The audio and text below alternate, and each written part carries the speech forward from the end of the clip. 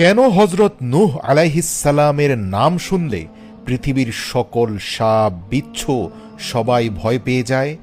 আজও উম্মতে মুহাম্মদী তথা রাসূল সাল্লাল্লাহু আলাইহি সাল্লামের উম্মতেরাও রাস্তা ঘাটে যেখানেই সাপ বিচ্ছু দেখবে, হযরত নূহ আলাইহিসসালামের প্রতি এক বিশেষ দোয়া পড়া মাত্রই সাপ বিচ্ছুর সাথে সাথে সরে যাবে রাস্তা থেকে। এটা পরীক্ষিত একটা আমল। প্রিয় দর্শক, এর পেছনে ইতিহাস আছে। কেন হযরত নূহ আলাইহিসসালামের নাম শুনলেই সাপ বিচ্ছুরা ভয় পেয়ে যায়? ইতিহাস ঘেটে জানা যায়, আল্লাহর নবী হযরত নূহ আলাইহিসসালাম দিনের পর দিন ধরে তার উম্মতকে আল্লাহ তাআলার পয়গাম শোনাতে থাকলেন, তাদেরকে নসিহত করতে থাকলেন, তারা যেন একে অন্যের প্রতি জুলুম না করে, এক এবং অদ্বিতীয় আল্লাহর প্রতি অনুগত হয়, তারা যেন এই সকল মূর্তির পূজায় নিজেদেরকে ব্যস্ত না রাখে, পরস্পরের মধ্যে সম্প্রীতি এবং ভালোবাসার বন্ধন কায়েম রাখে, জাতপাত এবং বংশগত মিথ্যা ভেদাভেদের নামে একে অপরকে আঘাত না করে, তারা যেন আত্মীয়তার সম্পর্কের মূল্যায়ন করে।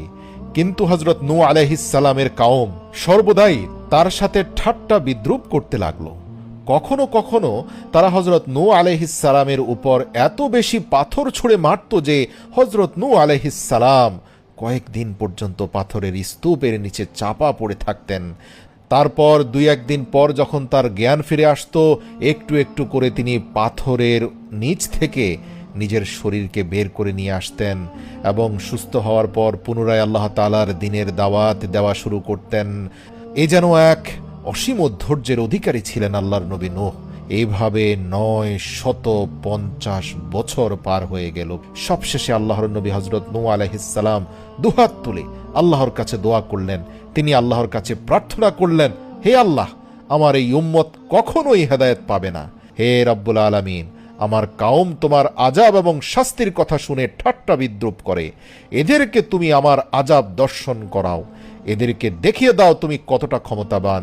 প্রিয় দর্শক, বলা হয়ে থাকে 950 বছর পর আল্লাহর নবী নূহ এতটাই রাগান্বিত হয়েছিলেন যে পৃথিবীর ইতিহাসে কোনো নবী এত বেশি রাগান্বিত হন নাই।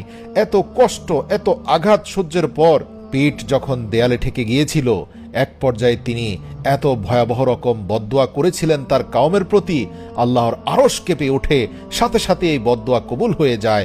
অতএব হযরত নূহ আলাইহিসসালামের প্রতি আল্লাহর পক্ষ থেকে নির্দেশ হলো, হে নূহ, তুমি একটি নৌকা তৈরি করো এবং সেই নৌকার মধ্যে দুনিয়ার সমস্ত জীবজন্তু পশু পাখি হতে এক এক জোড়া এবং যে সকল মানুষেরা তোমার প্রতি ঈমান এনেছে তাদেরকে উঠিয়ে নাও।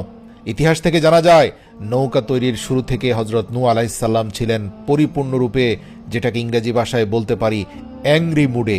তার মানে